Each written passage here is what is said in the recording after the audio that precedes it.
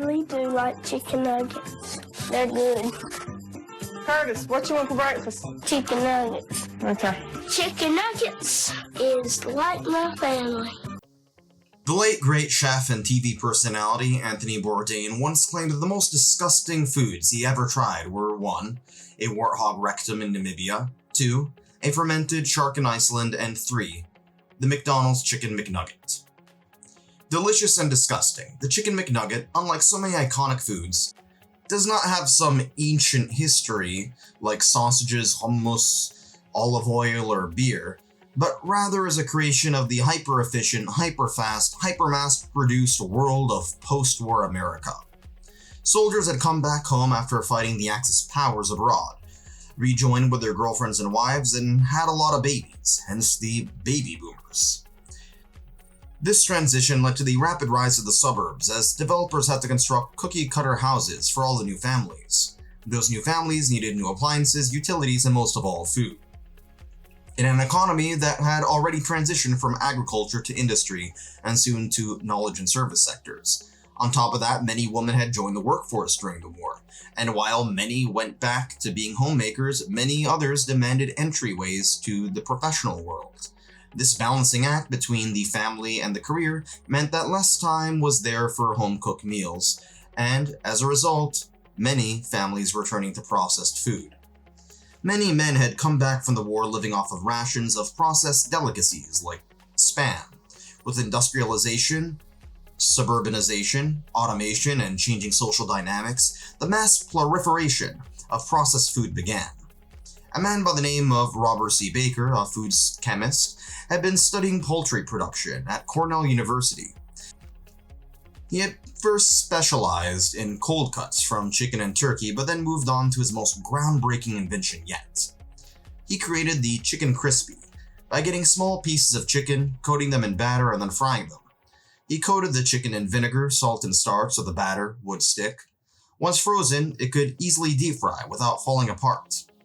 The meat processing involved deboning, as bones are kind of hard to eat if you aren't a hyena. The meat is cut off and then grinded into a paste. This is why the inside of a chicken nugget does not reflect, say, the chicken breast the same way that a chicken tender does. Quasi-meat mixture is shaped into molds like boots, circles, and dinosaurs. They are then battered and fried into a meal with the nutritional value of, say, styrofoam. While the process does involve deboning, keep in mind that there are remains of bones and cartilage that end up in the bird paste in the process. But the taste buds of children don't really care about that, for it contains the fats and salts our senses crave, to our caveman ancestors, who needed to consume as many calories as possible at a time before Burger King set up the first drive-thru. Speaking of Burger King, meanwhile, convenience and efficiency of the post-war era came in another form, fast food, with the limited rise of White Castle, and a bit later, the far more significant rise of McDonald's, started by the McDonald's brothers and then to some extent hijacked by Ray Kroc. Contrary to popular belief, McDonald's did not invent the nugget, but it did spread it like never before. Rene Arend, which I'm probably mispronouncing, was the head chef at McDonald's, which sounds kind of like an oxymoron. But anyway, this Luxembourgish man ditched the high-end French cuisine of his native country to create McDonald's' own take on the nugget, hence the McNugget. The golden nuggets of grease and dead animal mush were so well received that they resulted in franchises across North America, as they demanded an influx of them in their inventory. The 4 classic shapes came in the form of a bow tie, a boot, a bell, and a circle, and they were all set up to ensure quality control and consistency. This led to the McFrankenstein accusations due to the heavy use of chemical compounds not typically found in a home kitchen. Granted, some accusations of the use of pink slime and heavy uses of ammonia to kill off pathogens are unfounded. Pink slime does exist, but it's an additive and byproduct of beef processing, not chicken.